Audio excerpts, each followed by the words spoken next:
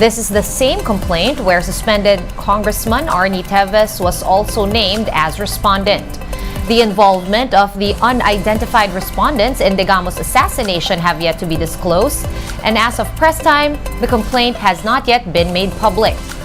Congressman Teves, whom authorities have alleged as the mastermind behind the murder, has repeatedly denied the allegations against him.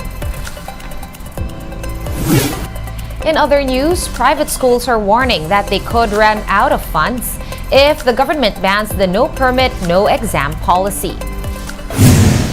The House of Representatives passed a bill to put a stop to this policy and to allow private school students to take their exams despite having unpaid fees. In an interview with Radio 5, Attorney Christine Manawag of the Coordinating Council of Private Educational Associations of the Philippines, or COCOPEA, said the remaining tuition fee collections of their schools are enough to cover around 7 months of operating expenses. But if the no permit, no exam policy ban pushes through, Manawag says that private schools will only have enough buffer for 2 months of operations. Makikita natin na very financially vulnerable ang ating private schools. If ibaban ito, mawala yun. No? Kasi wala nang sense of urgency, wala nang compulsion to pay yung tuition on time. Hanggang 2 months na lang on average, no? Kakayanin mag-survive ng ating private schools. And water supply is now back to normal in some affected parts of Metro Manila and Cavite. Maynilad says that the turbidity in the raw water from Laguna Lake has improved. However, daily water service interruptions will be felt in other areas starting today until May 24. These are Las Piñas as well as Bacoor and Imus in Cavite. Maynilad is advising its customers in affected areas to store enough water when supply is available. And 3 people were killed while 5 others were injured after a huge tree fell on several houses along a creek in Masangkay Street in Recto Avenue, Manila. Based on the police report, the incident happened on Thursday midnight. The Manila Disaster Risk Reduction and Management Office explained that the rescue operation took longer than expected due to the weight of the tree and the walls pressing down on the victims. Residents suspect that the tree fell after the iron bars supporting it were removed. 3 remains, including that of a 2-year-old boy, were recovered from the collapsed structures. Other injured residents suffered multiple abrasions. We're pausing for a quick break, but we will be back with more stories after that. Keep it here on One News.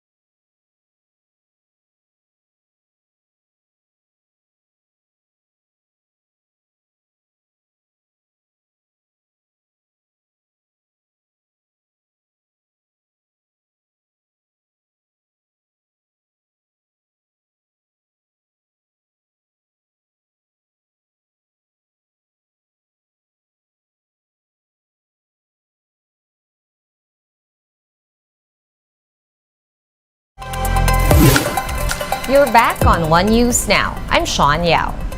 The Philippines and Kuwait held bilateral talks on issues concerning Filipino migrant workers in the Middle Eastern country. The two-day meeting was held amid Kuwait's suspension of new visas for Filipinos. The Foreign Affairs Department says that the Philippines expressed its full respect for Kuwait's laws. The Philippine delegation also defended assisting distressed OFWs in Kuwait, saying that they took action solely to ensure the safety and welfare of Filipinos there. And the Philippines and Vietnam have vowed to collaborate on the completion of the Code of Conduct for the South China Sea. In a statement, the Foreign Affairs Department said that the two countries expressed serious concern on unilateral activities that undermine peace and stability in the region. The two countries said they are committed to work together to protect their rights and interests under the United Nations Convention on the Law of the Sea, or UNCLOS. The Philippines and Vietnam recently held a joint permanent working group on maritime and ocean concerns, just days after President Bongbong Marcos and Vietnamese Prime Minister Pham Minh Chinh met on the sidelines of the ASEAN summit. And artificial intelligence, or AI, has gradually been reshaping the medical field.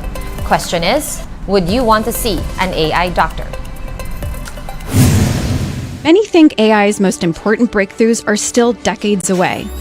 But artificial intelligence has already solved the biggest problem in biology you've probably never heard of. It's called protein folding prediction. Bear with me. Here comes the science bit. Proteins are so much more than just what constitutes our muscles. They're the building blocks of life. They begin as strings of chemical compounds which then fold into a 3D structure. That shape determines how it's going to function. If it's going to become an antibody, an enzyme, or a messenger, for instance. That's important because a protein's shape gives clues about diseases like cancer, Alzheimer's, or Parkinson's. Pinpointing a protein structure used to be a manual, painstaking process that could take months, and no computerized technique ever came close to matching human accuracy. That was until Google's AI research arm DeepMind cracked the code with a program it called AlphaFold. Trained on thousands of known proteins and their shapes, AlphaFold predicted the 3D structures of almost every known protein in the human genome, about 200 million in all. Okay, IRL, this means scientists can understand diseases better and quicker. It can also help develop new medicines. Make no mistake, it's a major achievement. But it essentially did something humans can already do. It just did it infinitely faster. Whether you know it or not, artificial intelligence is already being used in practice, from skin cancer screenings, medication recommendations, to therapy chatbots. But not everyone is convinced. 6 in 10 US adults say they would feel uncomfortable if their own healthcare provider relied on AI to do things like diagnose disease and recommend treatments. Perhaps that will change when we see real-life results. The question will be, if the AI doctor could see you now, would you want it to?